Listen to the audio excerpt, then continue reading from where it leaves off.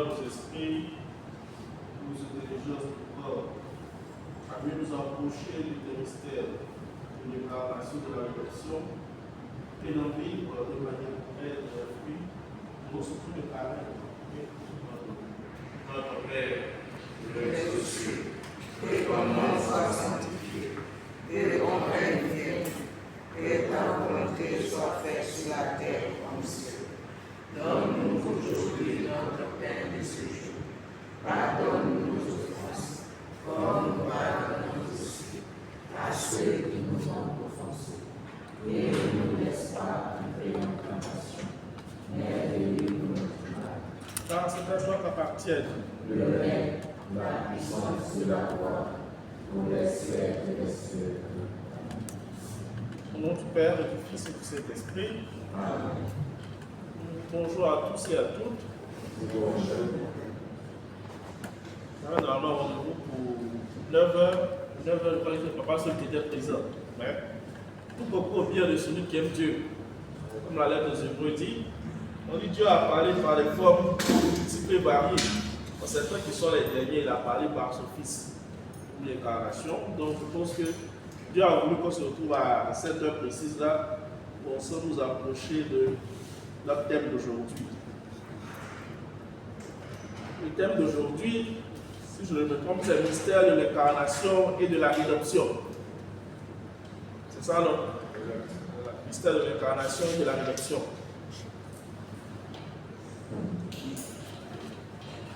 On sera les thèmes très simples pour qu'on puisse ensemble mieux découvrir ce que nous célébrons et ce que nous vivons.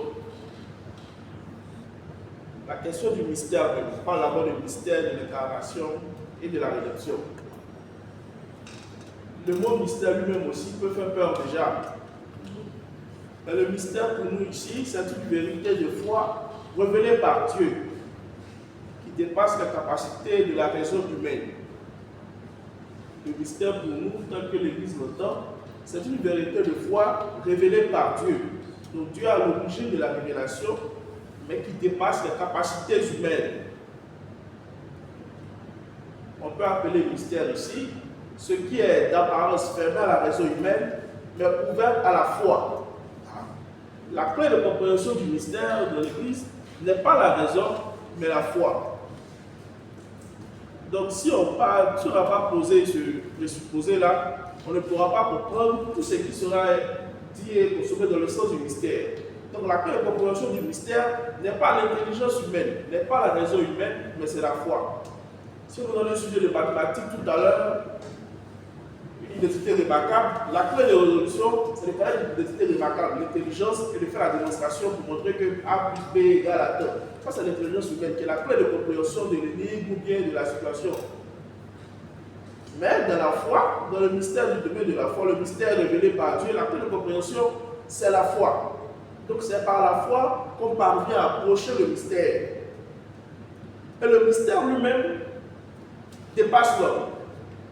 Le mystère qu'on approche par la foi n'est pas possession d'une réalité, un peu comme dire, bon, j'ai une présentation à faire, ou j'ai un texte à préparer, donc je dois lire, je dois procéder, maîtriser le texte pour le rendre. Non, le mystère nous dépasse. Donc on s'approche du mystère, on entre dans le mystère et le mystère nous comprend. Le mystère lui-même nous comprend.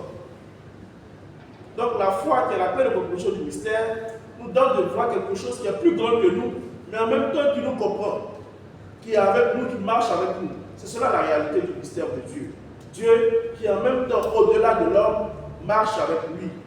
Une belle expression pour comprendre la réalité du mystère, c'est celle du prophète Isaïe qui dit « Autant le ciel est élevé au-dessus de la terre, autant les pensées du Seigneur sont élevées au-dessus des nôtres, et ses chemins au-dessus de nos chemins. » C'est-à-dire qu'il y a une marche ensemble qui est faite, mais de cette marche ensemble, Dieu est élevé au-dessus de nos chemins. Que nos chemins ne soient pas ses chemins, mais que nos chemins, nos vies, nos compréhensions soient comprises dans son chemin à lui.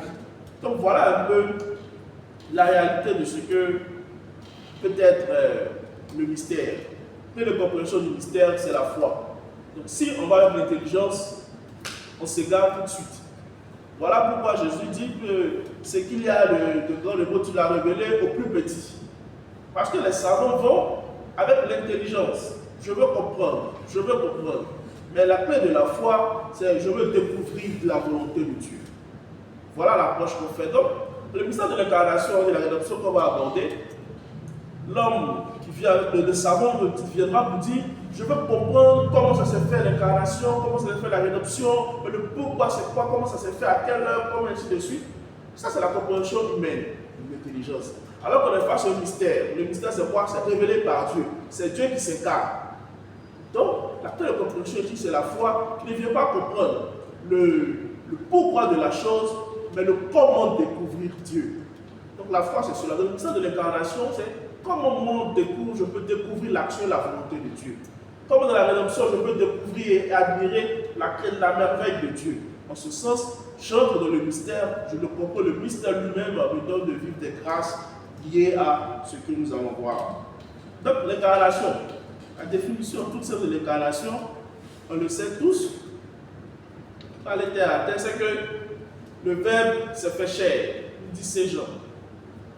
Et le catéchisme de l'Église catholique, au numéro 461, dit l'Église appelle l'incarnation le fait que le Fils de Dieu ait assumé une nature humaine pour accomplir en elle notre salut. Et dans une ligne attestée par Saint Paul, on chante le mystère de l'incarnation, on dit le Christ Jésus, lui de condition divine, ne retint pas jalousement le rôle qu'il égalait à Dieu, mais il s'est abaissé, prenant la condition d'homme, devenu semblable aux hommes, retournant à son aspect, ainsi de suite, aux Philippiens. Donc l'incarnation, c'est le fait que le Fils de Dieu ait assumé notre nature humaine pour accomplir notre salut. Voilà ce que c'est que l'incarnation. Le fait que le Fils de Dieu ait assumé notre nature humaine pour accomplir notre salut. Mais une des questions qu'on peut se poser tout c'est pourquoi le Verbe s'est fait chair? Si l'incarnation, c'est le fait que le Verbe ait pris notre nature pour notre salut, mais pourquoi le Verbe est-il arrivé à vouloir se faire chair? Le Verbe s'est fait chair pour nous sauver, en nous réconciliant avec Dieu. C'est Dieu qui nous a aimés, qui a envoyé son Fils en victime de propitiation pour nos péchés. Grégoire de Nice disait, malade, notre nature demandait à guérir. Déchu, elle demandait à être relevée. Morte, à être ressuscitée. Nous avions perdu la possession du bien. Il fallait nous la rendre. Enfermés dans les ténèbres, il fallait nous porter la lumière. Captifs, nous attendions un sauveur. Prisonniers, un secours. Esclaves, un libérateur. Ces raisons-là étaient-elles sans importance? Ne méritent-elles pas de nous voir Dieu au point de le faire descendre jusqu'à notre nature humaine pour la visiter? Puisque l'humanité se trouvait dans un état si misérable et si malheureux. Le Verbe s'est fait chair pour que nous connaissions ainsi l'amour de Dieu. Et ceci s'est manifesté, l'amour de Dieu pour nous. Le Verbe s'est fait chair pour être notre modèle de sainteté. Le Verbe s'est fait chair pour nous rendre participants à la nature divine. À cet effet, vous connaissez cette très belle phrase qui dit le Fils de Dieu s'est fait homme pour nous faire Dieu, disait saint Athanase. Pourquoi Dieu s'est incarné? Dieu s'est incarné pour nous réconcilier avec son Père, parce que nous étions coupés de l'amour de Dieu. Dieu s'est incarné pour nous montrer le modèle de sainteté. Il ne manquera pas de dire prenez sur vous mon joug et apprenez de moi. Matthieu 11, verset 9. Où je suis la voie, la vérité, la vie. Nul ne va vers le Père sans passer par moi. Donc Jésus s'incarne aussi pour montrer le modèle de sainteté, pour nous montrer le chemin qui mène au Père, pour nous réconcilier avec lui et pour que nous devenions Dieu. Pour que nous devenions Dieu. Le Fils unique de Dieu, voulant que nous participions à sa divinité, assumant notre nature, afin que lui, fait homme, fit les hommes Dieu. Voilà un réalité de l'incarnation. Dieu qui descend dans la nature humaine, que la nature humaine aussi soit plus possédée en elle de divin. Donc voilà le pourquoi de l'incarnation. Et dans l'incarnation, on dit Dieu s'est fait homme.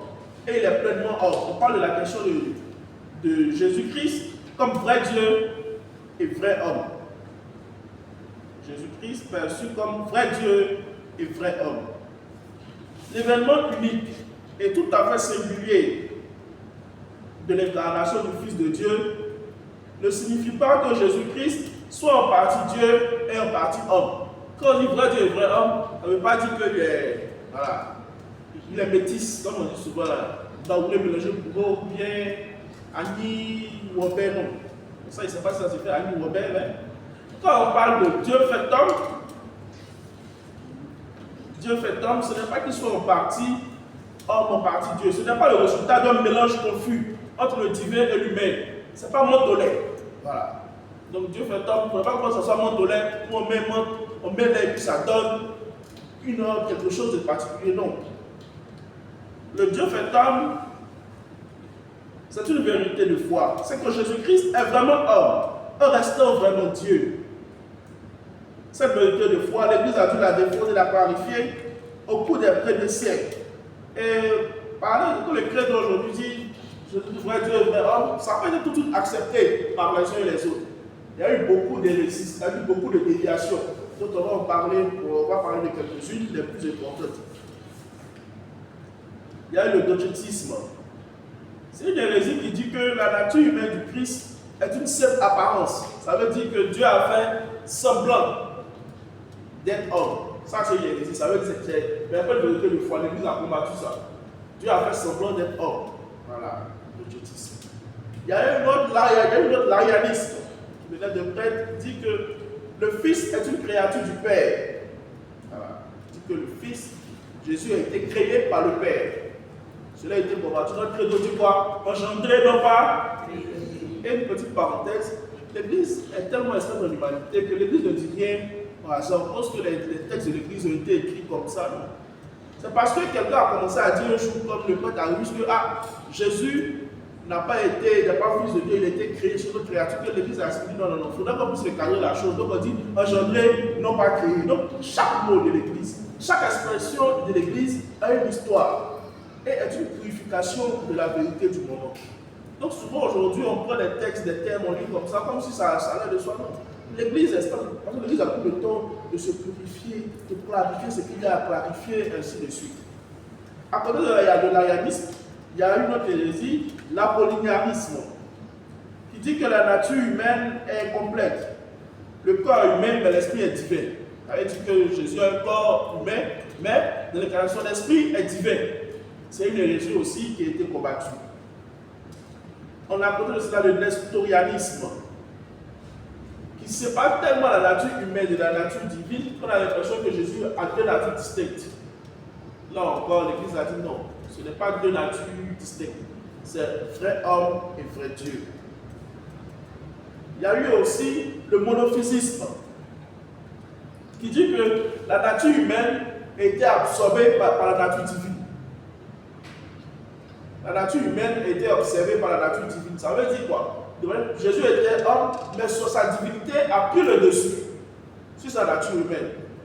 Et une parenthèse, souvent dans nos expressions, on se remarque qu'on utilise beaucoup cette hérésie-là. On dit que Jésus était pleinement homme. Donc quand je parlais avec quelqu'un, je lui disais que non, mais Jésus même aussi, il a connu l'épreuve du manque. Voilà, je l'ai vu Jésus qu'il n'a pas venu. Le vrai homme, il a toute la capacité d'homme, il a connu le manque, il a connu aussi les souffrances, mais en tout cas, il s'est gardé fidèle à Dieu. Et puis la personne lui dit, mais c'est parce que Jésus là, il est Dieu. Le réveil de cette petite expression là veut dire qu'il est homme, c'est vrai, mais il est Dieu.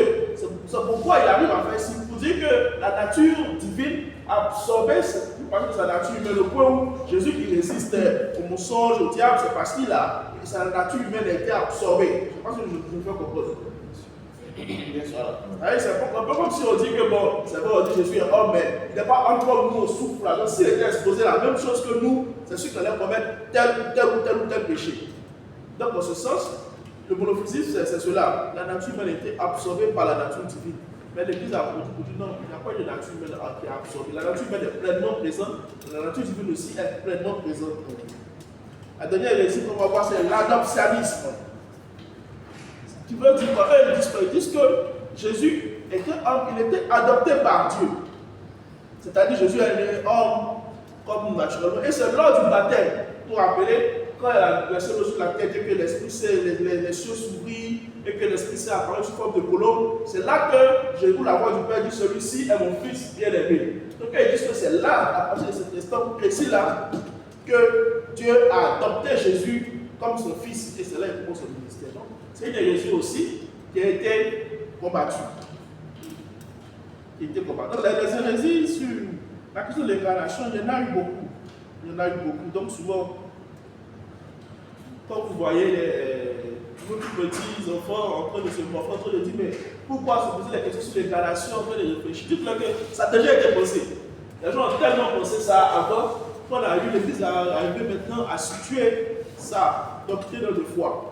Donc attention dans nos propos aussi de suite à ne pas frôler les hérésies parce que c'est très très facile de passer du côté de la foi à l'hérésie. Quand on y prend garde. Les hérésies, il y en a plusieurs. Ça, c'est celle qui concerne le Christ directement. Moi, je vous donne par exemple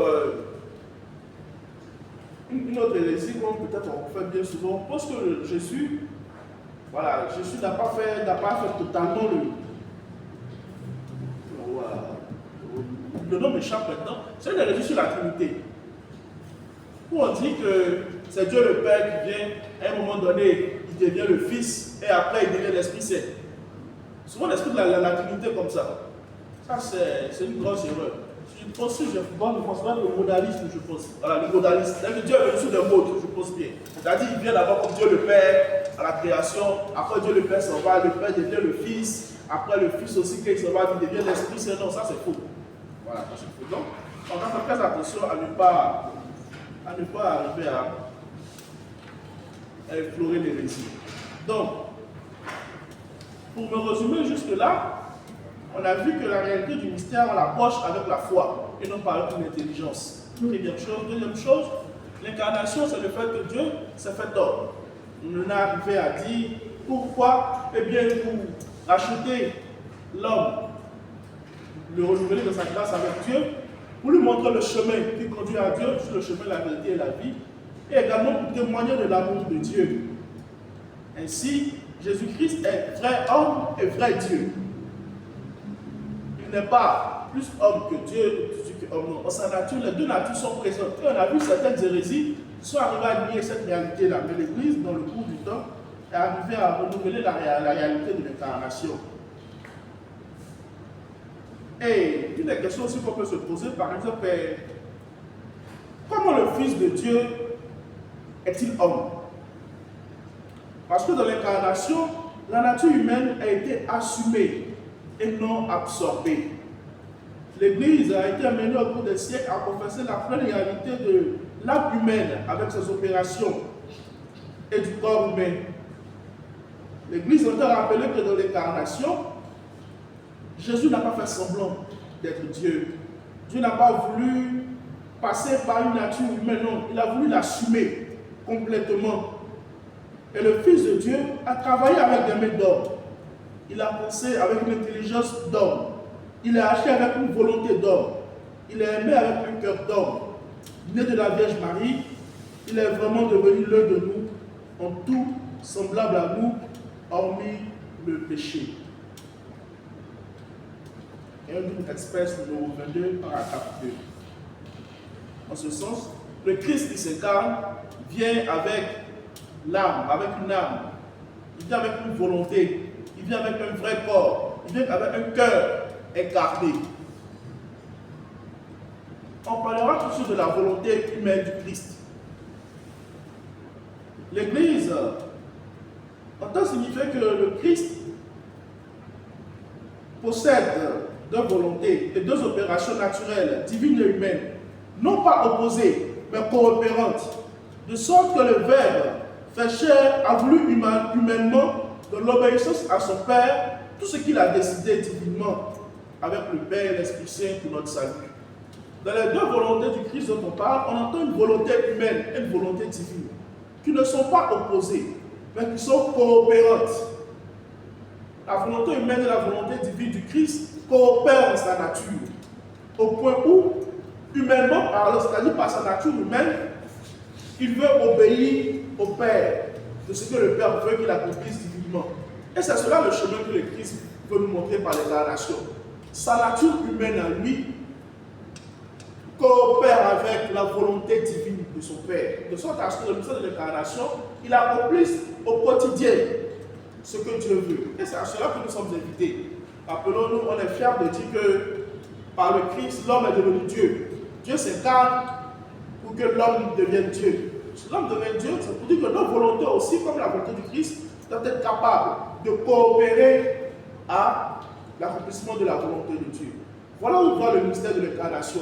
Dieu veut nous montrer que quand il vient dans notre monde, dans notre humanité, dans notre nature humaine, qu'il assume, notre nature humaine est capable de coopérer avec la volonté de Dieu. Avant, on pourrait dire non, vraiment c'est compliqué, Dieu est trop loin de nous, ces lois sont vraiment. Voilà. Quand on partait au pèlerinage, j'étais remonté les affaires de la voiture, et puis certains enfants étaient dans le bus, ils disaient mon père, viens monter. Et puis ça fait de vous les parents aussi qui ont fait ça aussi. Viens monter avec nous. Je dis d'accord, je suis monté dans le bus avec eux. Ils sont achetés, si les parents disent les enfants étaient policiers, j'ai dit moi aussi, j'étais policier dans le bus avec eux. On est à l'incarnation, on disait que Dieu est trop loin de nous, ses comportements sont loin. Quand Dieu se calme, il devient homme, il assume notre condition humaine pour nous montrer qu'étant homme, notre volonté peut coopérer avec la volonté divine. Donc, quel homme aujourd'hui peut dire maintenant que ce que Dieu demande est trop compliqué? Et aucun homme ne peut le réaliser. Selon vous, on n'a plus de justificatif pour ne pas coopérer à la volonté de Dieu. Parce que le Fils de l'homme, en s'incarnant, nous a montré textuellement que par la volonté humaine, on peut coopérer avec la volonté divine. Cela est possible si on s'y engage résolument. Le Christ a eu un vrai corps. Puisque le Verbe s'est fait chair en assumant notre vraie humanité, le corps du Christ, lui aussi, a été délimité. À cause de cela, le visage humain de Jésus peut être dépeint. L'Église a reconnu comme légitime qu'il soit représenté dans les images saintes. En même temps, l'Église a toujours reconnu que dans le corps de Jésus, Dieu qui est par nature invisible est devenu visible à nos yeux. Ça, c'est la préface de Noël. Dieu qui est par nature invisible est devenu visible à nos yeux. En effet, les particularités individuelles du corps du Christ expriment la personne divine du Fils de Dieu. Celui-ci a fait sien les traits de son corps humain au point que, dépeints sur une image sainte, ils peuvent être vénérés, car le croyant qui vénère son image vénère en elle la personne qui y est dépeinte. Voilà la réalité de l'incarnation. Donc, les images qu'on a, les livres qu'on a, sont des manifestations extérieures du visage du Christ. Même dans le fond, en les vénérant, on vénère celui-là même qui est l'auteur, qui a accepté de prendre le visage d'homme, et non qui a accepté celui-là qui a accepté de devenir homme. Jésus s'est incarné pleinement, il a eu un cœur, le cœur du Verbe incarné. Et le catéchisme nous dit, Jésus nous a tous et chacun connus et aimés durant sa vie, son agonie et sa passion, et il s'est livré pour chacun de nous. Le Fils de Dieu m'a aimé, s'est livré pour moi, comme le dit Galates 2, verset 20. Il nous a tous aimés d'un cœur humain. Pour cette raison, le cœur sacré de Jésus transpercé par nos péchés et pour notre salut est considéré comme le signe et le symbole éminent de cet amour que le divin Rédempteur porte sans cesse à ses enfants sans exception. Jésus a eu un cœur humain et a manifesté de ce cœur humain comment il doit être, c'est-à-dire manifestation de l'amour et de la compassion de Dieu. Le cœur de Jésus n'a pas été un cœur différent du nôtre.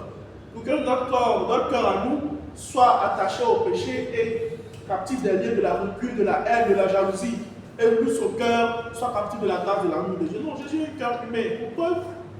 On le voit qui, devant la mort de son ami Lazare, il pleure. Il faut en larmes. On voit Jésus également dont le cœur est saisi de compassion devant cette foule sans berger. On voit Jésus qui voit les malades et qui est saisi de compassion. Comme nous aussi aujourd'hui, on voit certains malades, nos cœurs sont saisis de compassion. Jésus a connu cette réalité aussi, du cœur qui est saisi de compassion, du cœur qui est ému, du cœur qui est joyeux. On dit exultant de joie. Dimanche dernier, on voyait Jésus épuisé, assis au bord d'un puits. On voit Jésus qui, dans la tentation du désert, dit qu'il le fait. Et le diable vient le tenter. Donc Jésus a eu un cœur humain qui a assumé notre nature pleinement, mais qui nous a montré que le cœur humain a pour but et trouve sa pleine réalisation en s'élevant vers Dieu. En s'élevant vers Dieu. Pour nous dire, nous aussi, dans tout, notre cœur humain est capable de s'élever vers Dieu. L'homme est devenu capable de Dieu parce que Dieu lui-même s'est rendu homme. On ne pouvait pas parler à Dieu, si on pouvait dire ça comme ça. Mais le fait que Dieu soit venu chez nous, eh bien, c'est nous, pour nous rendre capables nous aussi de pouvoir aller vers lui. Si on a pu accueillir Dieu, c'est que Dieu aussi peut nous accueillir. Dieu aussi peut nous accueillir.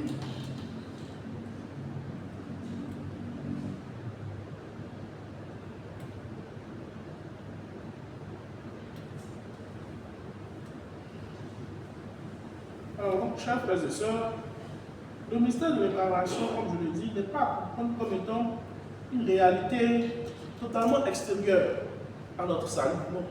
C'est pour nous, pour chacun de nous, que le Christ s'incarne en toutes choses, pour nous renouveler du péché, pour nous rendre, pour nous montrer le chemin à suivre, pour entrer dans le salut et également pour nous donner, pour nous manifester l'amour et la volonté de Dieu au quotidien.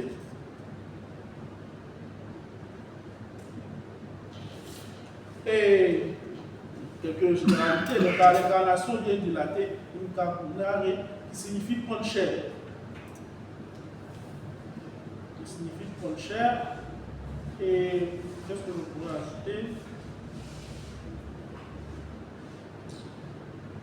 Je crois que la finalité de l'incarnation, c'est d'arriver pour nous aujourd'hui de comprendre que Dieu prend chair de l'histoire personnelle de chacun. L'incarnation est un acte universel, voulu une fois pour toutes, mais il doit se manifester au quotidien.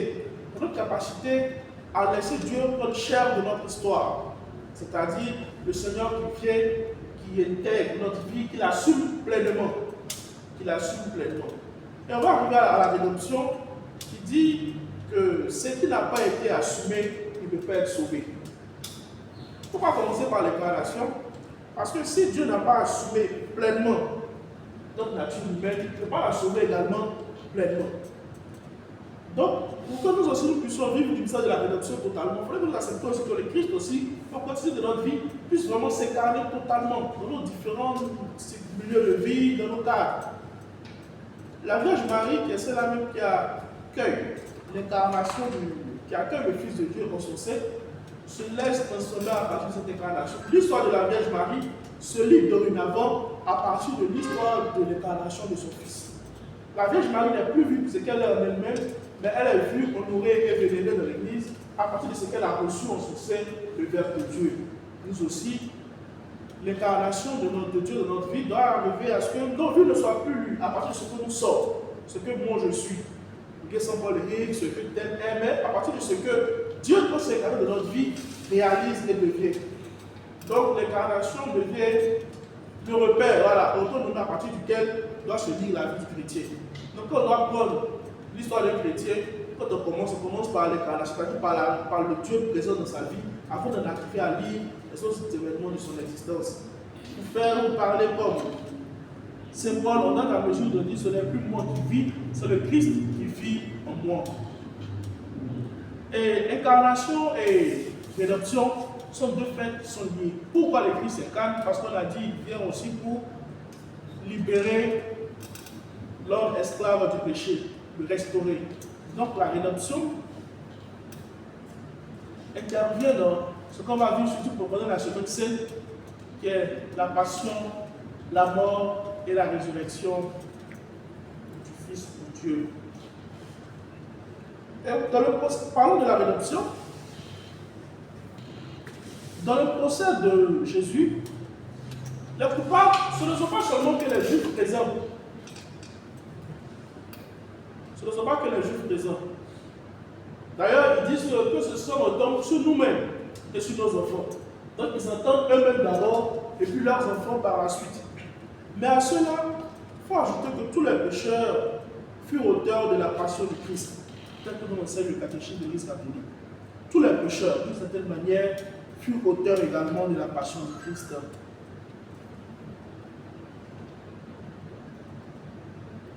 Et le catéchisme dit au numéro 598 dans ceci, vous devez regarder comme coupables de cette horrible faute ceux qui continuent à retomber dans leurs péchés, puisque ce sont nos crimes qui ont fait subir à notre Seigneur Jésus-Christ le supplice de la croix. À coup sûr, ceux qui se plongent dans les désordres et dans le mal crucifient de nouveau dans leur cœur autant qu'il en est en eux le Fils de Dieu par le péché et le couvre de confusion. Il faut le reconnaître, notre crime à nous, dans ce cas, est plus grand que celui des Juifs. Car eux, au témoignage de l'apôtre, s'ils avaient reconnu le roi de gloire, ils ne l'auraient jamais crucifié. Nous, au contraire, nous faisons profession de le connaître. Et lorsque nous le réunions par nos actes, nous portons en quelque sorte sur lui nos mêmes prières. Donc, je disais tout à l'heure que dans le procès de Jésus, de son sacrifice sur la croix, il n'y a pas que ces juifs présents. Il y a eux, il y a leurs enfants, mais à côté d'eux, il y a tous les pécheurs qui sont aussi acteurs de la mort du Christ. Et ce passage assez fort nous rappelle que chaque fois que nous continuons à retomber dans le péché, nous continuons à prolonger le supplice de la croix du Christ. Nous le crucifions à nouveau dans nos cœurs. Pourquoi nous le crucifions à nouveau dans nos cœurs? Parce que celui-ci s'est incarné en nous. Et par notre baptême, par notre participation à l'Eucharistie, nous le recevons quotidiennement. Il est là présent en nous. Et présent dans le cœur de l'homme, nous avons soit pour habitude de l'adorer, de donner la gloire qui nous revient, ou de le crucifier. Chaque fois que nous tournons vers le péché, nous sommes en train d'actualiser ce sacrifice de crucifixion du Christ sur la croix. Mais la différence ici, Saint Paul le dit, eux les Juifs, s'ils avaient reconnu le roi de gloire, ils ne l'auraient jamais crucifié. Mais nous, au contraire, nous faisons profession de le connaître. Et lorsque nous le réunions par nos actes, nous portons nos mêmes meurtrières sur lui encore. On dit si les Juifs l'avaient reconnu, ils n'allaient pas le crucifier. Mais nous le reconnaissons. Chaque dimanche, on reçoit ça dans le ciel, on dit qu'il est le Fils de Dieu. Mais encore aujourd'hui, nous posons nos mêmes meurtrières sur lui par le péché. Puis même dans quelques jours, dimanche, il y a vraiment un chant qui entre le roi de gloire, on reconnaît que c'est le roi de gloire. Et nous, on crucifie ce roi de gloire par le péché. Un roi, à lui, on donne l'honneur, la gloire et la puissance. Mais nous, ce roi de gloire, nous lui donnons outrage, coups et blessures au quotidien.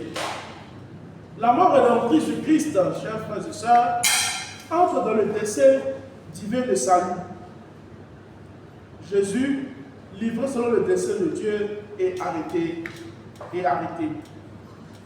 La mort violente de Jésus n'a pas été le fruit du hasard dans un concours malheureux de circonstances. Elle appartient au mystère du dessein de Dieu, comme Saint Pierre l'explique aux Juifs de Jérusalem dès son premier discours de Pentecôte. Il avait été livré selon le dessein bien arrêté de la préséance de Dieu. Ce langage biblique ne veut pas dire que ceux qui ont livré Jésus n'ont été que des exécutants passifs, non. Mais il leur a été écrit par Dieu. Et pourquoi le Christ est mort? Pour nos péchés, selon les Écritures. Ce dessein divin de salut, par la mise à mort du serviteur le juste, que l'on voit dans le livre d'Isaïe, avait été annoncé par avance dans l'Écriture comme un mystère de rédemption universelle, c'est-à-dire de rachat qui libère les hommes de l'esclavage du péché. Paul professe que le Christ est mort pour nos péchés, selon les Écritures. La mort rédemptrice de Jésus accomplit en particulier la prophétie du serviteur souffrant. Jésus lui-même a présenté le sens de sa vie et de sa mort à la lumière du serviteur souffrant. Après sa résurrection, il a donné cette interprétation des Écritures aux disciples d'Emmaüs, puis aux apôtres eux-mêmes. Jésus est mort pour nos péchés, selon l'Écriture. Mais à cela, un peu plus, Dieu même l'a identifié au péché pour nous, malgré qu'il n'avait rien fait. Saint Pierre peut en conséquence formuler ainsi la foi apostolique en disant: vous avez été affranchis de la vaine conduite héritée par vos pères par un sang précieux, comme d'un agneau sans reproche et sans tache. Le Christ, discerné avant la fondation du monde, est manifesté dans les derniers temps à cause de nous. L'agneau sans tache immolé pour nos péchés. Naturellement, on immole l'agneau pour le sacrifice, mais celui qui est immolé, lui, est sans tache, c'est-à-dire il est pur. Donc, il a été identifié au péché. n'étant pas le péché, mais l'a accepté par amour pour nous. Jésus n'a pas connu la réprobation comme s'il avait lui-même péché, mais de l'amour rédempteur qui nous unissait toujours au Père, il nous a assumé de l'égarement de notre péché par rapport à Dieu, afin de dire sur la croix, mon Dieu, pourquoi m'as-tu abandonné? Qui est abandonné par Dieu? C'est l'homme qui lui-même se détourne de Dieu par le péché. Le Christ sur la croix s'unit tellement à la faiblesse de l'homme qu'il dit à Dieu son Père, mon Dieu, pourquoi m'as-tu abandonné?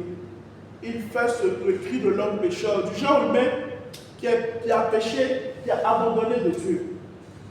L'homme esclave du péché, donc abandonné de Dieu. Donc le Christ sur la croix prend la voix de tout le genre humain et touche le cœur de Dieu en disant, mon Dieu, pourquoi m'as-tu abandonné? Ce cri n'est pas simplement un cri de douleur du Christ sur la croix, non, mais il regarde la condition de l'homme d'hier et d'aujourd'hui qui est abandonné par Dieu. L'homme qui souffre, qui devient esclave du péché. L'homme qui aujourd'hui encore n'a point de repère, n'a point de vie divine. L'homme qui aujourd'hui encore pleure sous la souffrance de l'égarement et du diable. Le Christ prend la voix de tous ces hommes en s'adressant à Dieu son Père. Pourquoi m'as-tu abandonné? Ce n'est pas un simple cri de souffrance comme le Christ souffre, il a tellement souffert, non. Mais il s'approprie la souffrance de tout le genre humain. Voilà pourquoi le salut qu'il reçoit est aussi celui de tout le genre humain. Et Dieu a l'initiative de l'amour rédempteur universel. C'est tellement... Voilà pourquoi on dit que l'incarnation nous montre l'amour de Dieu. Parce que de l'origine à la fin, Dieu en est l'auteur et il est la finalité. Tout ce que Dieu a fait, c'est d'accepter de prendre l'homme qui était indécis pour le conduire vers sa finalité qui est d'entrer dans la résurrection.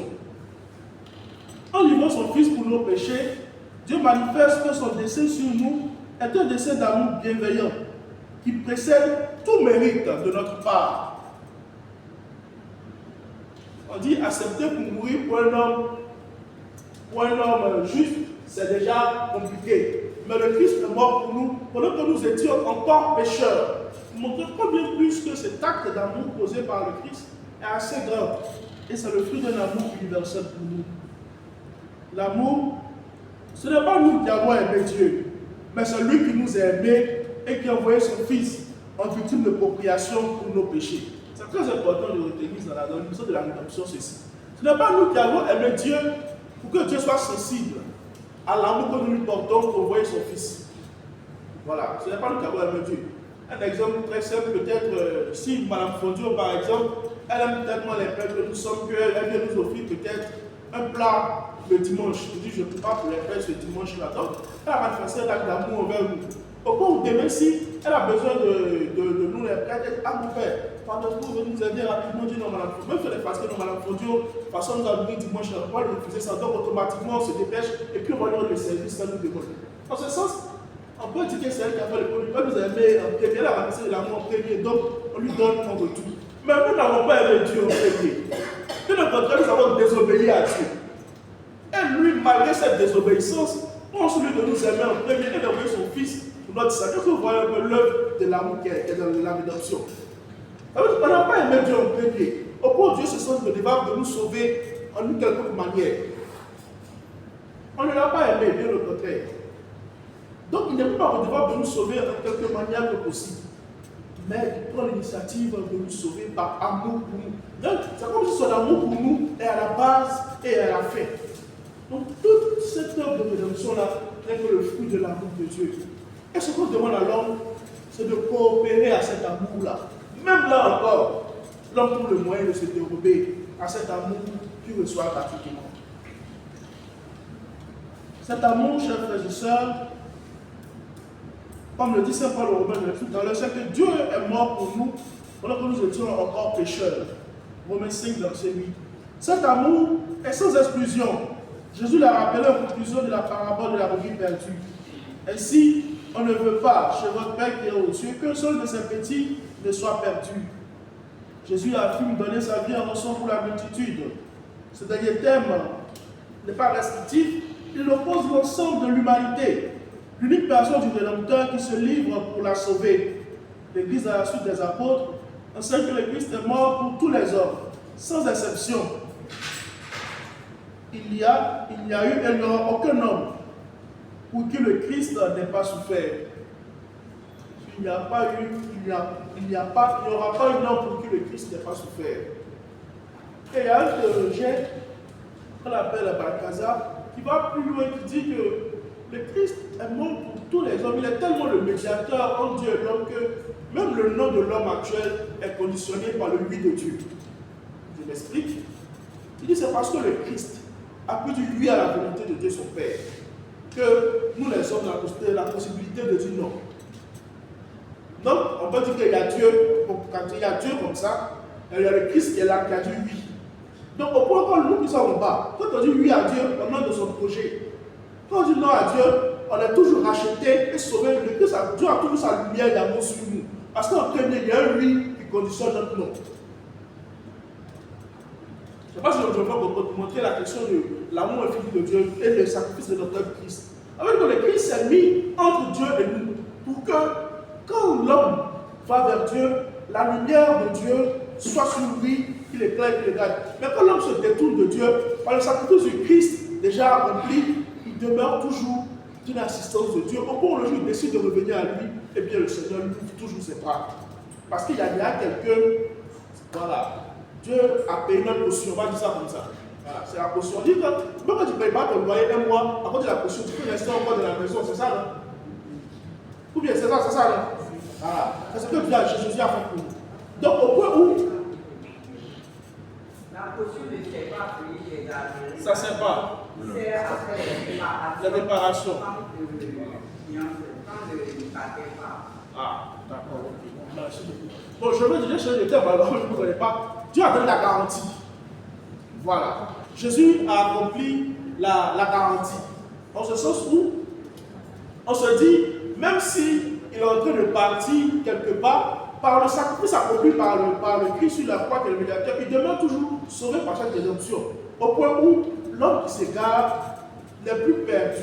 Mais il n'est plus perdu au sens de damné, mais il est égaré et il est à ramener. Voilà. Il est à ramener. Que tu partes, que tu viennes, on est tous sauvés par le sacrifice rédempteur du Christ. Et le Christ a offert lui-même à son Père pour nos péchés. Mais regardez le sacrifice de la rédemption du Christ. Toute la vie du Christ même est une offrande au Père. Jésus, en entrant dans le monde, dit ceci: je viens pour faire ta volonté. Tu ne demandais ni sacrifice, ni offrande, ni holocauste. Tu m'as fait un corps, alors je dis, me voici, je viens. Donc, dès le commencement de la vie du Christ, sa vie est offrande déjà à Dieu son Père. Ce désir d'épouser le dessein d'amour rédempteur de son Père est unanime de toute la vie de Jésus, car sa passion rédemptrice est la raison d'être de son incarnation. La passion du Christ rédemptrice est la raison d'être de son incarnation. Mais pour cela, je suis venu à cette heure, comme il le dit. La coupe que m'a donnée le Père, ne vais-je pas la boire? Le dit en Jean 8, verset 11. Ou encore sur la croix, tout est accompli. Donc, il dit que son incarnation, parce que Jésus a dit tout est accompli, il dit ça sur la croix.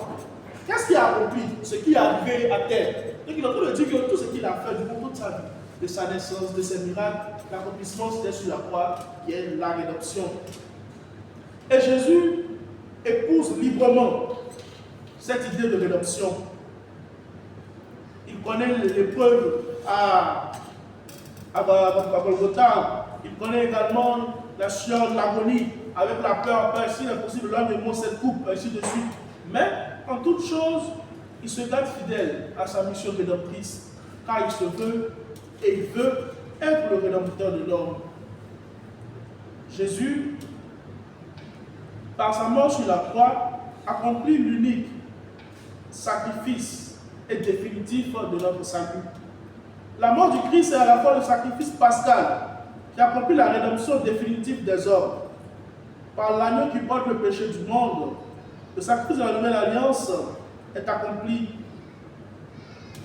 Et ce sacrifice nous remet de la communion avec Dieu, en le réconciliant avec lui par le sang répandu pour la multitude en rémission des péchés. Ce sacrifice du Christ est unique. Il achève et dépasse tous les sacrifices. Il est d'abord un don de Dieu le Père lui-même. C'est le Père qui livre son Fils pour nous réconcilier avec lui. Il est en même temps l'offrande du Fils de Dieu, fait homme. Librement et par amour offre sa vie à son Père par l'Esprit pour réparer notre désobéissance. Jésus substitue son obéissance à notre désobéissance. Donc à chaque fois que l'homme dit non, le Christ substitue ce nom de l'homme par celui qui l'a dit. Voilà le sens de la rédemption, le mystère de la rédemption. Un peu comme quand Dieu lance son amour, Dieu lance son projet d'amour, Dieu dit aux hommes, allez-y là, et que les hommes disent non. Alors quand le Père dit mais, Jésus met en même temps la carte pour dire, je suis homme et pour eux je l'ai fait. Donc le oui de Dieu substitue le non de l'homme. L'obéissance du Fils de Dieu, du Christ sur la croix, substitue la désobéissance de l'homme. Au point où même dans l'épreuve, quand chacun de nous est éprouvé, on a tendance à rejeter Dieu sur la croix. Le Christ, lui, dans l'épreuve, a dit, Père, que ta volonté soit faite. En tes mains, je remets mon esprit. Donc, comme l'homme dans l'épreuve, généralement, a tendance à se détourner de Dieu, le Christ montre que lui, dans l'épreuve, il a remis son esprit à Dieu et est resté fidèle. Voilà les parallèles qu'on peut faire entre la rédemption du Christ et notre vie au quotidien. Et nous, aujourd'hui, notre participation au sacrifice du Christ doit être continuelle. La croix est l'unique sacrifice du Christ, seul médiateur entre Dieu et les hommes. Mais parce que dans la personne divine incarnée, il s'en est quelque chose lui-même à tout homme. Il offre tous les hommes d'une façon définitive au Père. Il appelle ses disciples à prendre leur croix et à le suivre, car il a souffert pour nous. Il nous a tracé le chemin afin que nous suivions ses pas, comme dit Saint Pierre, sa première lettre au chapitre 2, verset 21. Ils vont en effet associer à ce sacrifice rédempteur ceux-là même qui en sont les premiers bénéficiaires. Cela s'accomplit sûrement pour sa mère, associée plus intimement que tout autre au mystère de sa souffrance rédemptrice. En définitive, retenons qu'en dehors de la croix, il n'y a pas d'autre échelle pour monter au ciel, disait Sainte Rose de Lima. En dehors de la croix, il n'y a pas d'autre échelle pour monter au ciel. Dieu est descendu, il s'est incarné, est né d'une femme, comme chacun de nous. Je vous l'ai dit, pour nous racheter la rédemption, pour nous montrer le chemin à suivre, pour nous donner l'amour du Père. Mais le chemin à suivre, Dieu est descendu, il s'est fait homme. Il a voulu montrer aux hommes comment faire pour retourner à Dieu son Père. Et c'est par le chemin de la croix qu'il a remis. C'est à la croix qu'il a remis son esprit à Dieu son Père. Pour nous indiquer que le commencement de l'incarnation trouve son point culminant dans la rédemption. Notre salut, chers frères et sœurs, découle de l'initiative d'amour de Dieu envers nous. Car c'est lui qui nous a aimés et qui a envoyé son Fils en victime de propréation pour nos péchés. 1 Jean chapitre 4, verset 10. C'est Dieu qui, dans le Christ, se réconciliait le monde. Jésus s'est offert librement pour notre salut. Ce dont il le signifie, le réalise à l'avance pendant la dernière scène. Ceci est mon corps qui va être donné pour vous. En ceci consiste la rédemption du Christ. Il est venu donner sa vie en rançon pour la multitude, c'est-à-dire aimer les siens jusqu'à la fin, pour qu'ils soient affranchis de la vaine conduite héritée de leur Père. Par son obéissance aimante au Père jusqu'à la mort de la croix, Jésus a accompli la mission expiatrice du Sauveur, du serviteur souffrant, justifie les multitudes en s'accablant lui-même de leurs fautes.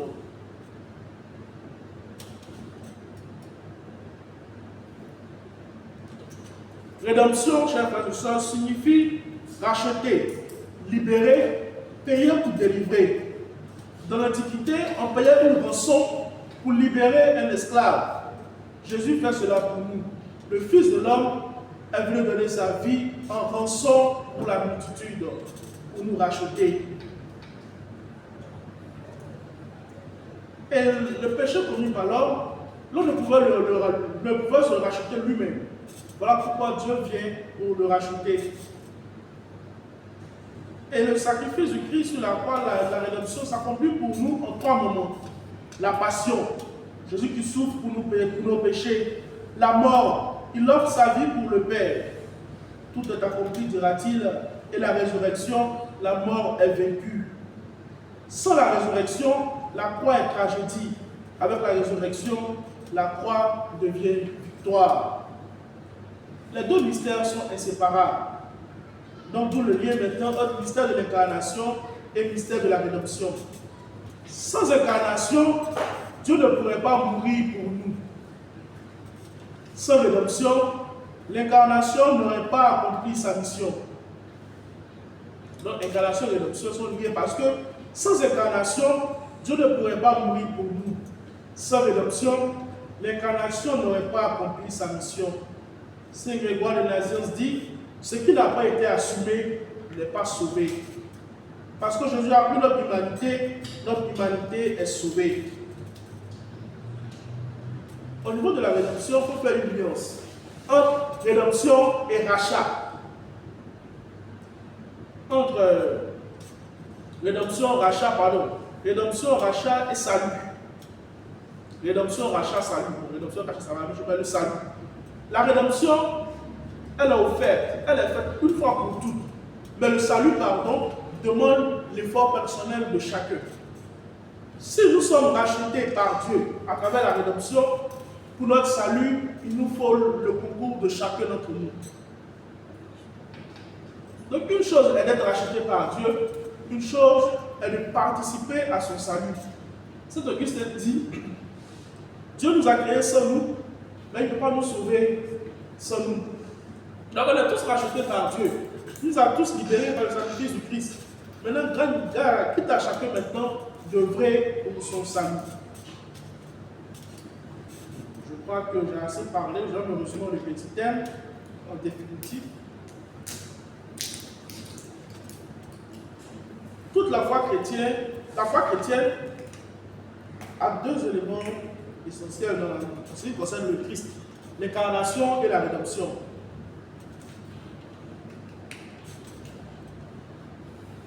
Je vous l'ai dit, Saint Jean l'a affirmé, le Verbe s'est fait chair et il a habité parmi nous. Conséquence de l'incarnation, le Verbe s'est fait chair et il a habité parmi nous. Jean 1, verset 14. Jésus lui-même dit, le Fils de l'homme est venu chercher et sauver ce qui était perdu. Luc 19, verset 10. Incarnation et rédemption peuvent se lire en une seule phrase. Dieu s'est fait homme pour sauver l'homme. L'incarnation, Dieu qui s'est fait homme. Ce qui veut signifier que Dieu, le Fils de Dieu, est devenu véritablement homme. Jésus n'est pas un simple prophète, un esprit ou un envoyé ordinaire. Il est vrai Dieu et vrai homme, ayant 2 natures, nature divine et nature humaine, dans une seule personne, Jésus-Christ. Pourquoi Dieu s'est-il incarné? L'Église donne 4 raisons. Pour sauver du péché. Le péché a séparé l'homme. Donc le Christ vient pour réparer le péché commis par l'homme. L'homme ne pouvait pas se sauver lui-même. Alors Dieu est venu lui-même le sauver. Tous ont péché et sont privés de l'amour de Dieu. Donc Jésus vient pour réparer cet amour-là. Deuxième raison de l'incarnation, pour nous révéler l'amour de Dieu. Dieu aurait pu parler simplement par les prophètes, mais il a voulu venir lui-même. Dieu a tant aimé le monde qu'il a donné son Fils unique. L'incarnation est la preuve suprême de l'amour de Dieu. Voilà. Dieu aurait pu parler par les prophètes comme toujours, mais il a tellement aimé le monde qu'il a voulu lui-même venir en personne. Vous parler, nous sauver. Troisième raison, pour nous montrer le chemin. Beaucoup demandent comment vivre. Jésus répond, je suis le chemin, la vérité et la vie. Troisième raison de l'incarnation, c'est pour nous montrer le chemin par lequel nous devons vivre. Une chose est de sauver les hommes. Une chose est de nous donner le salut. Mais si on ne sait pas comment marcher sur ce salut-là, on est perdu. C'est un peu comme donner un appareil en chinois à quelqu'un, sans lui donner une traduction au français. Pour un Ivoirien, il ne peut pas le chinois, il ne peut pas manipuler l'appareil. Donc, du coup, si Dieu ne nous montre pas, il nous sauve. Mais si nous ne donnons pas le chemin à suivre, quand il s'en va, on s'égare encore. Donc, il nous montre le chemin, la vérité et la vie. Et la quatrième raison, pour nous rendre participants de la vie divine.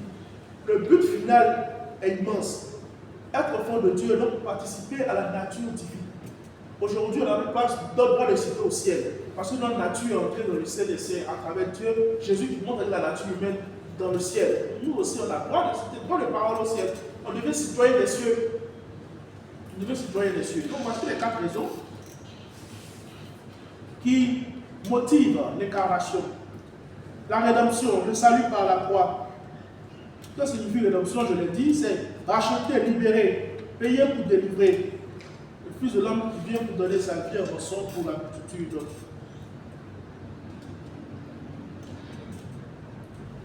Jésus, qui meurt en croix, vient pour prendre notre place.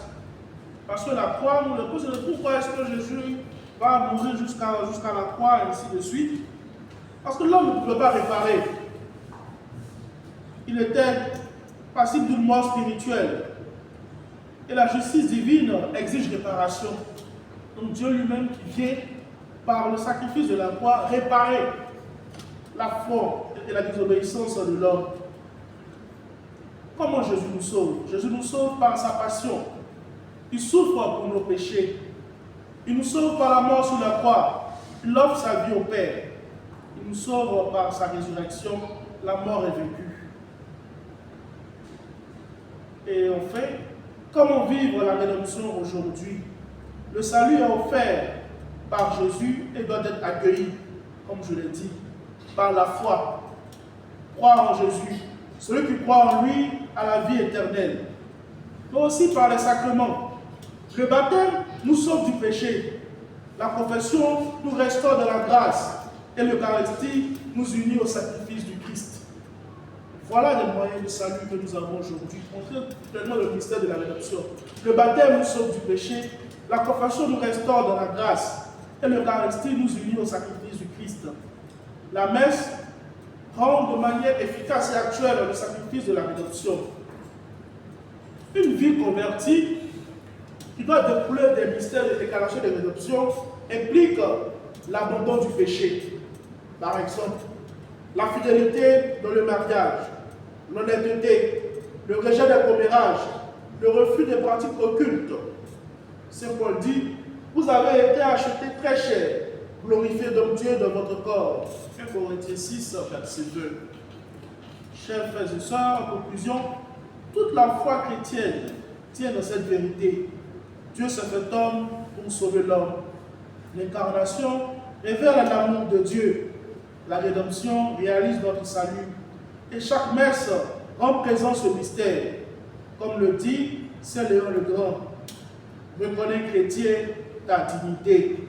Car si Dieu est venu jusqu'à nous, c'est que notre âme vaut le sang du Christ. Et si notre âme vaut le sang du Christ, faisons de cette âme-là un tremplin de la gloire de Dieu. Pour votre attention, je vous remercie.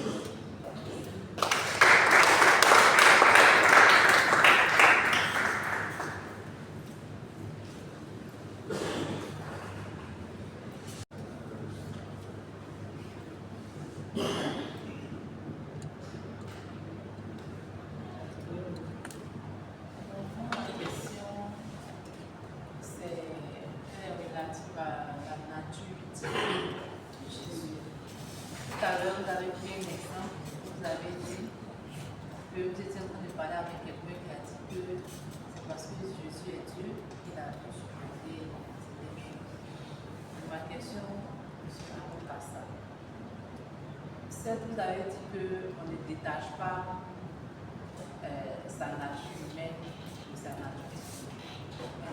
Est-ce que si sa nature divine n'avait pas dominé, est-ce qu'il aurait pu supporter même la tentation depuis le désert jusqu'à la flagellation, jusqu'à l'unité à la croix? Si c'était un homme lambda comme mon frère ici, peut-être même que c'est sur le chemin là, mais il allait mourir là avant d'arriver même à la croix. Donc, moi, dans mon entendement, c'est sa nature divine là qui lui a donné de supporter sa nature divine. Voilà, je veux bien comprendre. Quand vous avez dit, je ne vais pas dissocier, je Je comprends bien que Jésus, c'est Dieu, c'est le Saint-Esprit, mais je me dis que la nature divine a pris le dessus. La nature divine. Comme je l'ai dit, c'est-à-dire ces propos-là, il ne pas avec l'hérésie du monophysisme. Il dit quoi? Que la nature humaine a été absorbée par la nature divine. Comme si la divinité était un peu plus en avant sur l'humain dans la vie de Jésus. Chose là qui n'est pas vraie. Jésus était pleinement homme et pleinement Dieu. Comme on a dit, ce qui n'est pas assumé totalement ne peut pas être sauvé. Donc si nous sommes sauvés de manière plénière, c'est que notre nature a été assumée pleinement par Dieu. Cette question touche la question de la volonté. On a parlé de la volonté du Christ, de ces deux volontés. On a signifié que c'était de volonté, c'était un rapport non pas d'opposition ou de position, on va dire de juxtaposition, mais de coopération. En ce sens où sa nature humaine lui donne de coopérer au dessein divin venu par Dieu pour lui. Autrement dit, Jésus soumet sa nature humaine au projet divin. Il fait fi de sa condition humaine, c'est-à-dire il fait fi de ce que réclame son corps, sa vie charnelle, il fait fi de ça pour coopérer à la nature divine qui pour lui est le meilleur dessein tracé par Dieu pour lui. En d'autres termes, j'ai fait. Mais je sens de subir la douleur de la passion, je sens d'être flagellé. J'ai mal. La volonté humaine voudrait que je m'arrête là.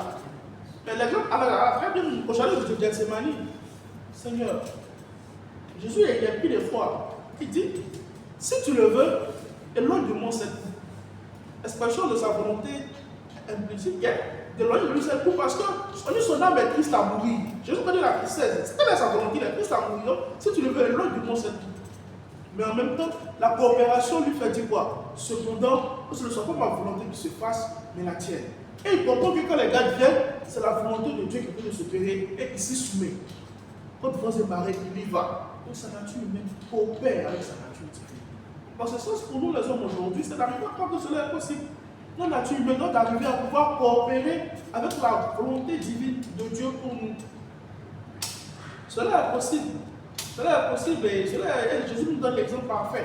Voilà pourquoi on dit dans l'une des raisons de l'incarnation, c'est nous montrer le chemin, la vérité et la vie.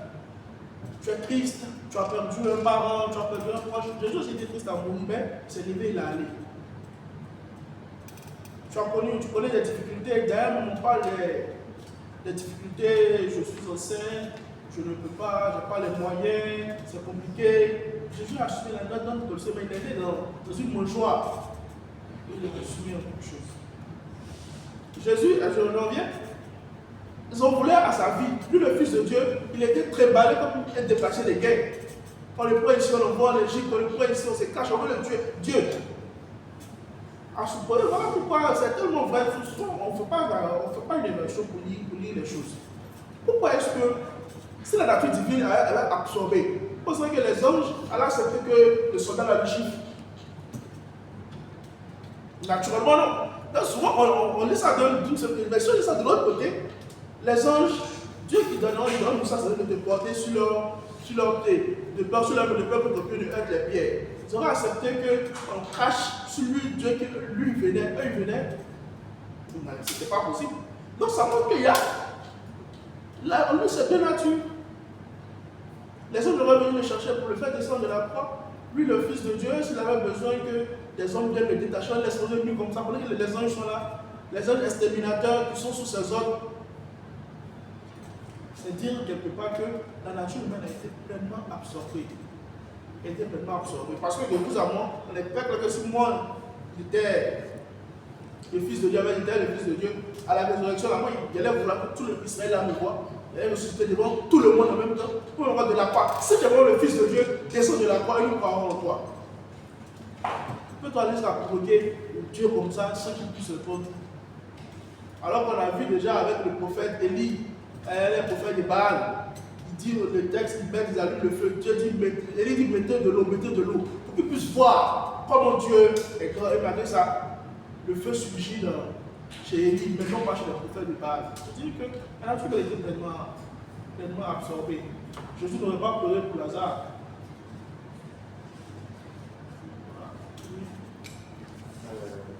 Bonjour, en fait, merci pour votre exposé. Toujours dans la continuité de la foi ici. Je veux revenir un peu, on va dire, dans le passé de Christ quand il était enfant. Je parlais de prédisposition. Les 3 jours qu'il a fait au temple, le recouvrement du Christ. Et lorsque ses parents le voient, les paroles qui sortent de sa bouche, c'est un peu dans le sens toujours dans la continuité de ce que la sœur fait. Les paroles qui sortent de sa bouche, en fait, ce sont des paroles en fait, qui émanent du Saint-Esprit, qui sont divines. Alors, lorsqu'on lit le texte, on a l'impression que l'enfant savait en fait ce pourquoi il était là. Ok? Parce que dire ne savez pas que je vais être dans la maison de mon père à ses parents, je ne crois pas. Un enfant qui peut dire ça à ses parents et tout. Donc, moi, en tout cas, quand je lis ce passage-là, j'ai comme l'impression que l'enfant savait déjà, en fait, à un certain âge, sa prédisposition, en fait, à ce projet-là. Après, cette prédisposition-là ne pouvait pas, je vais dire, faire agir, que ce soit les anges, que ce soit, je vais dire, la Mercedes et tout, parce que le plan, il était déjà, en fait, il était déjà prévu. C'était clair qu'à un moment donné, la souffrance et tout. Donc, je reviens toujours sur son truc parce qu'en fait, ça m'aurait fait titre, mais bon, j'essayais de comprendre moi-même. Est-ce que cette prédisposition du Christ n'a pas en fait prédominé sur tout? Parce que je suis prédisposé à quelque chose, je sais pourquoi je suis là, donc je suis, façon de parler, le plan pour lequel je suis là.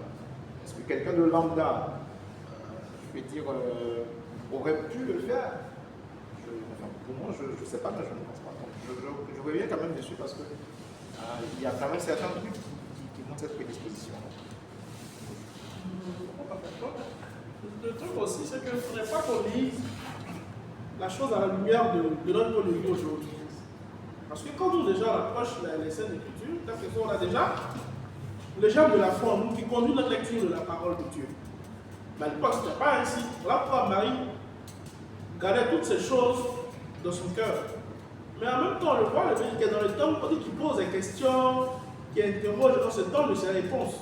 Donc pour dire que il fait partie de ces jeunes, on n'a pas du mal dans le tome qui écoute, mais qui suscite l'intérêt parce qu'on voit qu'il a des très belles réflexions, et ainsi de suite. Mais cela ne signifie pas du tout facteur que se dit en même temps tout le projet il a toujours été Dieu, qui est totalement homme. Mais la question de la prédisposition, la question de ce qu'il est, mais en même temps, il laisse dans sa sphère humaine. Dans ce sens où les parents ne comprennent pas ce qui se passe. Marie garde les choses de ce cœur parce qu'elle ne comprend pas.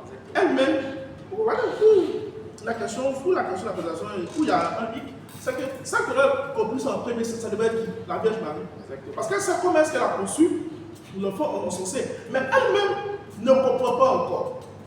Donc le fait de dire que tout est déjà caché, c'est parce qu'elle-même qui a conçu, qui sait comment l'ange est venu, comment l'enfant est venu, Joseph aussi qui sait, ils ne comprennent pas. C'est-à-dire que Jésus était vu dans sa sphère avec une sphère totalement humaine. Parce que si, de vous à moi, je peux dire que Marie sait comment elle est tombée sous l'action de l'esprit. Joseph sait ce que l'ange lui a dit à propos de l'enfant, comment ils sont partis de Chine, comment ils sont venus ici, ce que Siméon a dit en le prenant dans sa main. Donc automatiquement, ce ne sont pas des choses qui doivent les étonner. Je se dit que ah ouais, ça va, c'est vrai, cet homme-là, on sait déjà que.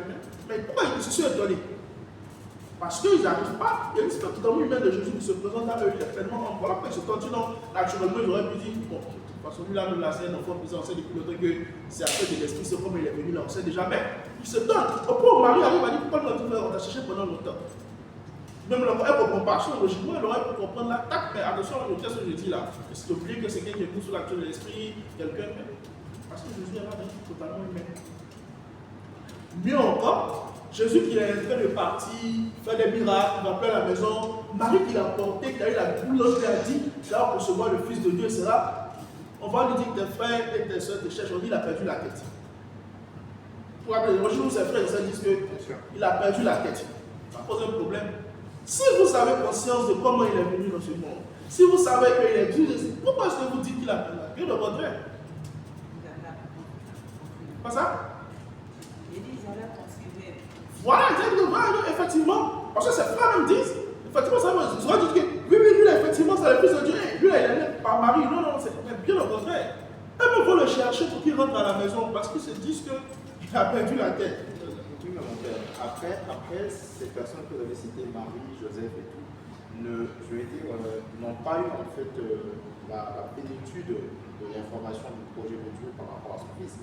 Ils ont eu des coups d'information. Quand Marie, à l'Annonciation, reçoit la nouvelle de l'ange, elle ne sait pas en fait le projet divin qui est derrière. Oui, Dieu va s'incarner en moi et tout, je vais mettre au monde son fils et tout, mais après, c'est stop. Aucunement dans l'évangile, il y a une partie en fait où le Seigneur encore réapparaît pour dire que oui, c'est ce qui va se passer. Donc du coup, Marie en fait et Joseph et tous ceux qui sont autour de lui ne peuvent pas, je veux dire, c'est un peu comme si leur conscience, façon de parler, ou leur intelligence a été bloquée à un niveau, le niveau de Dieu s'est fait pas. Après, tout ce qui s'est passé, ils n'ont pas en fait cette, on va dire quoi, cette intelligence ou encore cette lumière là de l'esprit pour comprendre.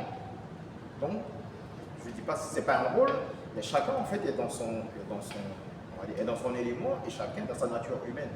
Et après, je veux dire, il y a vraiment je ne dirais pas un fossé, mais lorsqu'on regarde en fait la vie de Christ, tout ce qu'il a eu à faire par rapport à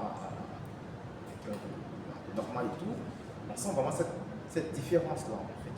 Voilà pourquoi je vais parler de prédisposition. Prédisposition, ce que je veux comprendre, c'est que c'est totalement la condition humaine.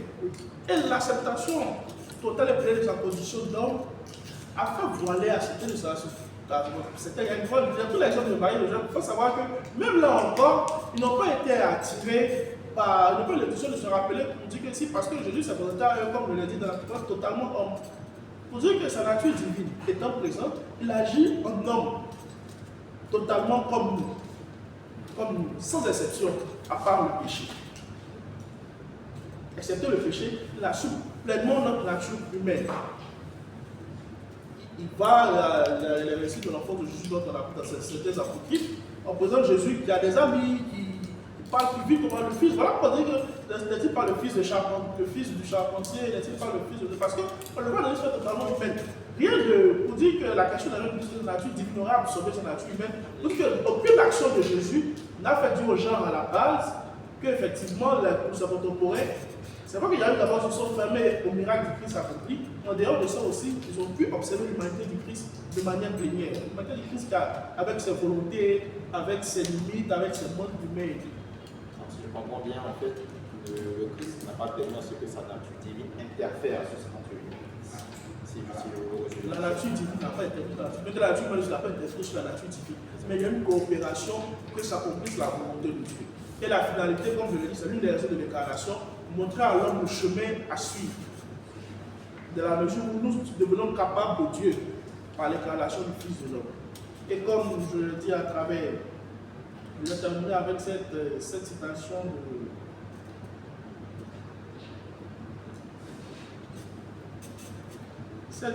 de Saint Léon le Mort.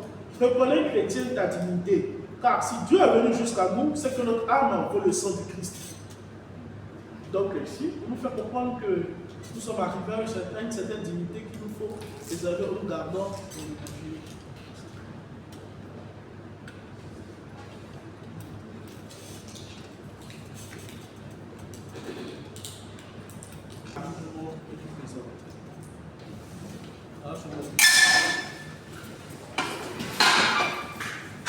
Au nom du Père, du Fils et du Saint-Esprit. Amen. Marie, modèle d'incarnation, toi qui as accueilli l'enfant Dieu en procès, tu as également qu'il a assisté durant ce sacrifice rédempteur sur la croix. Regarde nos vies, regarde nos familles, regarde le désir que nous avons de vouloir vivre de l'évangile du Christ. En ce temps de carême, conduis-nous jusqu'à notre rédemption pour que le Christ, unique rédempteur, puisse nous donner de vivre de la vie même de Dieu et de prendre conscience de la dignité des chrétiens que nous sommes. Nous reprenons avec foi la prière que le Christ lui-même nous a enseignée. Notre Père, qui es aux cieux, Que ton nom soit sanctifié, que ton règne vienne, que ta volonté soit faite sur la terre comme au ciel. Donne-nous aujourd'hui notre pain de ce jour. Pardonne-nous nos offenses, comme nous pardonnons aussi à ceux qui nous ont offensés. Et ne nous laisse pas entrer en tentation, mais délivre-nous du mal. Car c'est à toi qu'appartiennent Le règne, la puissance et la gloire, pour les siècles des siècles. Je vous salue Marie, Pleine de grâce, le Seigneur est avec vous. Vous êtes bénie entre toutes les femmes, et Jésus, le fruit de vos entrailles, est béni. Sainte Marie, Mère de Dieu, priez pour nous, pauvres pécheurs, maintenant et à l'heure de notre mort. Amen.